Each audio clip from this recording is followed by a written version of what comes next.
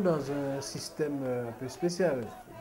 Je crois que nous sommes toujours sur l'ère du colonialisme, c'est-à-dire un pays qui décide de dominer un autre, des dirigeants d'un peuple qui décident de dominer un peuple. Et généralement, dans ce cas-là, il y a un certain complexe d'infériorité de la part du peuple colonisé. Et il arrive un moment où ce peuple va se soulever, même s'il a peur, pour retrouver ses propres valeurs. Puisque la société guadeloupéenne est construite sur la base des valeurs des autres, sur le rapport des autres à l'homme, et c'est un rapport justement de domination. Par ailleurs, le système capitaliste lui-même entraîne des injustices, la domination de ceux qui ont le pouvoir de l'argent, le pouvoir politique, le pouvoir économique. Et ce pouvoir-là ne peut perdurer sans que l'homme qui est né libre et qui doit être libre, qui doit assumer ses responsabilités, s'assumer en tant qu'homme individuellement, en tant que peuple collectivement, ne peut soutenir très longtemps ce genre de domination. Il est évident que le pouvoir de l'argent, la mondialisation, fait aussi que les injustices sont tellement énormes, les égoïsmes se sont tellement développés, que les valeurs de l'homme sont enfouies.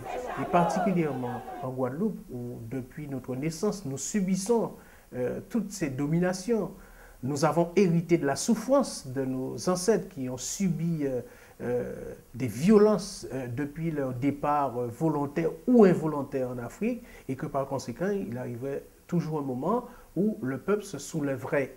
On n'a qu'à suivre un petit peu ce qui s'est passé aux États-Unis, ce qui s'est passé en Inde, ce qui s'est passé dans d'autres pays comme l'Afrique du Sud. Le pouvoir blanc est un pouvoir dominateur, est un pouvoir qui fait jouer la supériorité de la race blanche par rapport à la race noire, et ça c'est insupportable parce que tout homme c'est homme, tous les hommes sont des hommes, toutes les femmes sont des femmes et doivent véhiculer les mêmes valeurs. Donc il arriverait de toute façon un moment où le système arriverait à bout, et le système colonial, le système est arrivé à bout, on ne peut plus le supporter, donc il y aurait toujours un mouvement. Alors pourquoi un mouvement social? C'est parce que c'est dans la vie de tous les jours, dans la quotidienneté des gens, qu'ils rencontrent des difficultés par rapport à leur vie, par rapport à leurs propres souffrances qui se manifestent par une recherche de biens matériels, plus que sur des valeurs. Mais les biens matériels ne permettent pas à l'homme de se tenir debout en toute dignité, en toute liberté. Par conséquent, il fallait bien s'attendre un jour que ça allait, disons-le, péter. Et ça s'est passé. Et voilà comment j'explique ce mouvement social qui emmènera nécessairement un nouveau pouvoir économique en Guadeloupe et un nouveau pouvoir politique. C'est absolument indispensable et c'est lié.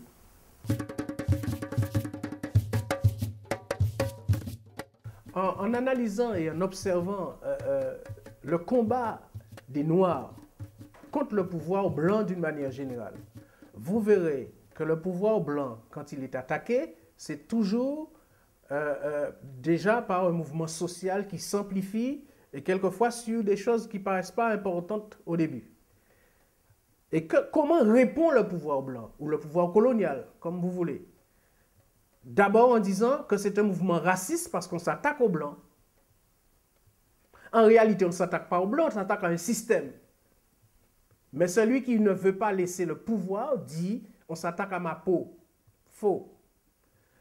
Deuxièmement, après, on crée les conditions pour réprimer ceux qui manifestent et qui remettent en question le système.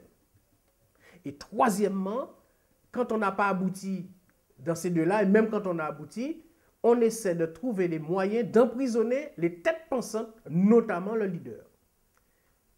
C'est habituel, c'est connu, ça s'est passé aux États-Unis, ça s'est passé en Afrique du Sud et ça se passe ailleurs.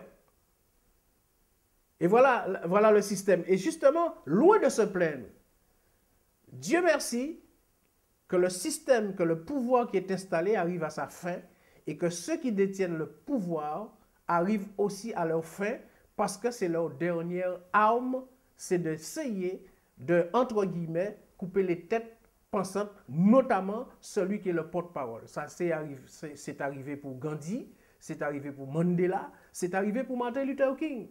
Et ça arrivera pour d'autres.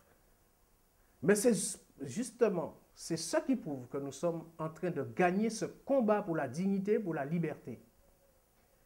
Et il ne faut pas s'arrêter.